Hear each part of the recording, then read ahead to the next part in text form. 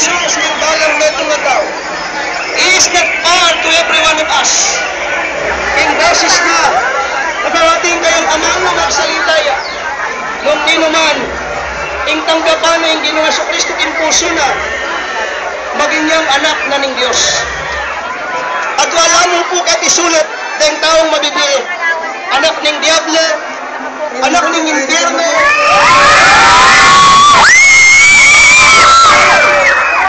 at wala mo po sa ibang Diyos. Ito nga taong may ligtas. At ito nga taong may katiyak. O rin sinabi na ganito. Alalahanan may kalakan ka ng kaya at ang Kristo. Hindi ang kayariyan.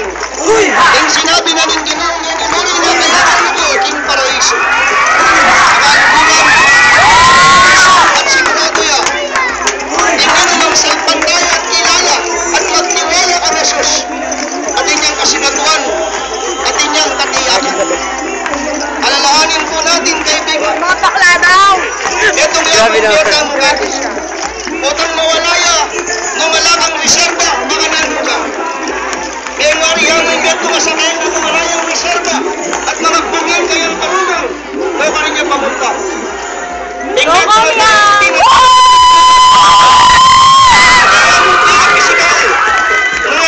sa spiritual at inyong biyala ng sumalikan ng iglaman. Kaya takal pong salamat.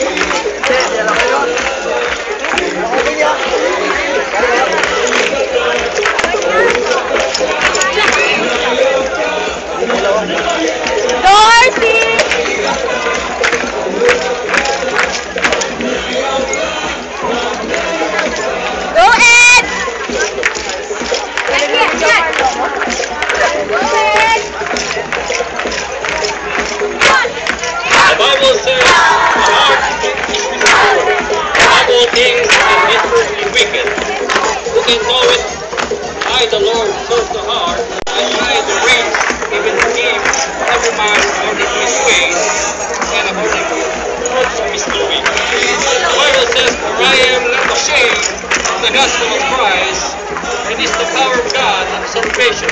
Everyone that believeth, the Jews first, and also the Greek. Let not your heart be troubled. You believe in God, believe also in me. In my Father's house are many mansions. If it were so, I would have told you to go and prepare a place for you. He was despised and rejected of men. He waited and he would face for me. He was despised and we esteemed him not. Ang Panginoon sa Kristo po ay napako sa krus. Siya po ay nabayubay. Namatay po siya para sa ating mga kasalanan. Binuhat ng krus na napakabigat. Binuhat niya papunta sa krus ng Kalbaryo. Ipirap po ang kanyang mga kamay at ang kanyang mga paa. Habang binubuhat niya ang krus, maaaring iniisip kanya kapatid. Iniisip niya ang iyong kaligtasan. Marami po nag-reject sa Panginoon sa Kristo. Hanggang sa kasalukuyan, nire-reject sa Panginoon sa Kristo. Dumating siya sa lupa, wala pong grande, wala pong red carpet, wala pong ayun. Dumating siya, sinilang po sabi. Hanggang sa ngayon, patuloy na nire-reject ang Panginoon sa Kristo. Sabi ng Bible, who shall ever call upon the name of the Lord shall be saved. Ang Panginoon sa Kristo ay nakihintay siya ng langit.